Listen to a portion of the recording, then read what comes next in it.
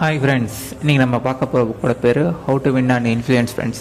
பேரை கேட்டேன்னே இந்த டைட்டில் பார்த்தோன்னே நம்மளுக்கு தெரிஞ்சிருக்கோம் எப்படி ஒரு மனிதர் இன்னொரு மனிதர் பார்க்குறாரு என்று இந்த புக்கை பார்த்து தெரிஞ்சுக்கலாம். வாங்க புக்குள்ளப்போ மனிதர்களை எப்படி கையாள்வது எழுத்தாளர் என்று கூறுகிறார் என்றால், மனிதர் ஃபஸ்ட்டு குறை கூறவும் விமர்சனம் செய்யாதீங்க என்று சொல்கிறாரு. இந்த உலகத்தில் ஒரு குற்றவாளி கூட தன்னை பொறுத்தவரை சரியாதான் இருப்பான். மனிதர்கள் பாராட்டுகள் மற்றும் தேவையான இடத்தில் புகழுங்கள். அதுதான் இந்த புக்கு முக்கியமான விஷயமாக கூறுகிறார் இந்த எழுத்தாளர். மனிதர்கள் உங்களுக்கு ஃபீலிங் ஆஃப் இம்பார்ட்டன்ஸ், ஒவ்வொருத்தரும் தனித்துவமான முன்னுரிமை கொடுக்கணும் என்று நினைப்பாங்க. இந்த உள்ளுணர்வு அந்த காலத்து ஆதி காலத்து மனிதனிலிருந்து இருந்தது. தன் கேரக்டர் பில்டிங்க்கு ஹெல்ப் பண்ணுவது அதுதான் என்று எழுத்தாளர் கூறுகிறார். ட்ரெஸ் எல்லாம் ஸ்டைலாக போடுவது, லேட்டஸ்ட்டாக கார் வாங்குவது, தங்களோட குழந்தைகளை புத்திசாலி என்று பேசுவது, இதுதான் காரணம். சமூக விரோத விஷயங்களில் ஈடுபட்ட மனிதர்கள் கூட தங்களின் பெயரை நியூஸ் பேப்பரில் வருவதால் அவங்களை பொறுத்தவரை அவங்களுக்கு முக்கியத்துவம் தருவது போல் இருக்கும். இதுதான் இந்த ஃபீலிங் ஆஃப் இம்பார்ட்டன்ஸ்ன்னு சொல்ல வராது. எப்பயுமே மற்றவங்க கண்ணோட்டத்தில் பார்க்குறது தான் இந்த முக்கியம்னு சொல்லி இந்த எழுத்தாளர் இந்த கதை மூலயமா சொல்கிறாரு.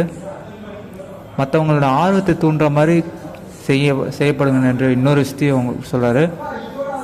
மற்றவங்க பிடிக்கணும்னா இந்த விஷயத்தை நீங்கள் அப்புறமேட்டு மற்றவங்க மேலே ஜென்யூனாக இன்ட்ரெஸ்ட்டாக காட்டுங்க. அது ஒரு முக்கியமான கான்வர்சேஷனை ஸ்டார்ட் பண்ண போது ஸ்மைல் பண்ணுங்க என்று கூறுறாரு. மற்றவங்க சொல்கிறது கேளுங்க, மற்றவங்கள பேச வைங்கன்னு சொல்கிறாங்க.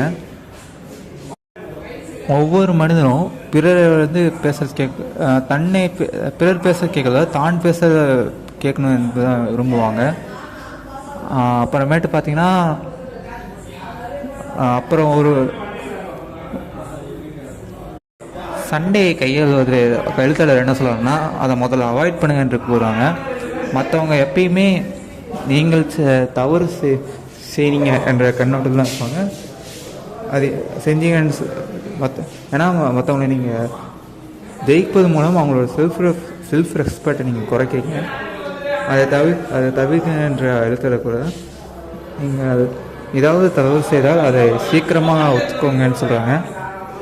அப்புறமேட்டு எப்பயுமே ஃப்ரெண்ட்லியாக பேச ஆரம்பிங்க என்று அது சொல்வார்.